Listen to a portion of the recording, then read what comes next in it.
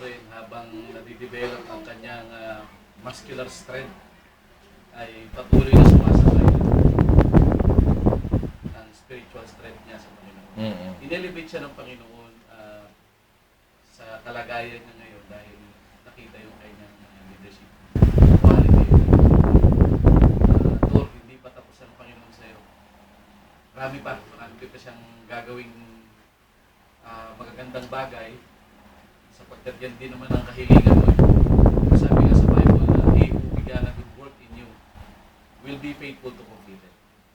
So sinimulan niya, tatapusin niya yun, kumpletong-kumpleto. Maayos, pinis. Kailangan lang talaga persistent ka. At huwag mo bibitawan yung pagpapalakas na ginagawa mo sa pamamagitan ng iyong mga text messages. Personally, napapalakas ako. Hindi ako nag-text back sa'yo, pero kung ano yung nare-receive ko, nagre-reflect yun araw-araw sa sitwasyon ng buhay ko. Kasi hindi rin naman ako updated doon sa mga nangyayari sa mens dahil kadalasan nagkakaroon kami ng problema sa schedule.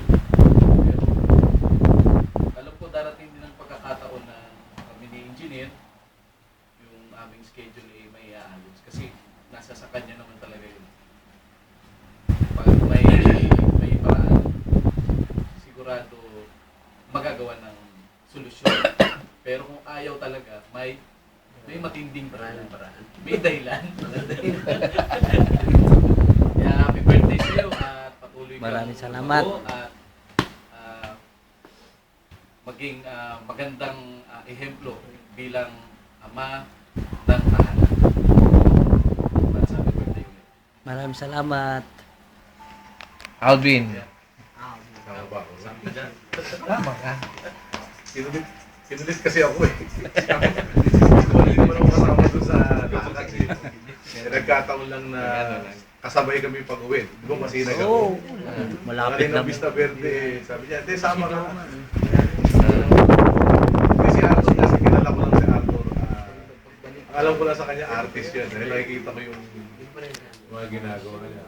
Ang isa pang alam ko sa kanya, nagdadrive niya na sige.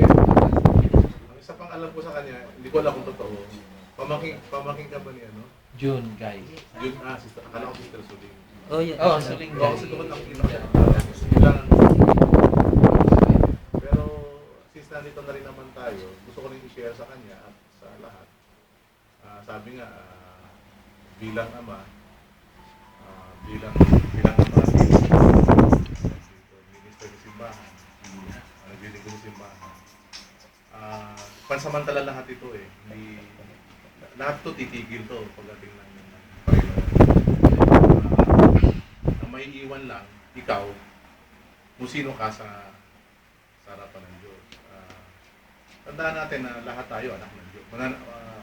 Ama man tayo ngayon, marami kang ginagawa ngayon, busy ka pa sa maraming bagay. Tandaan natin na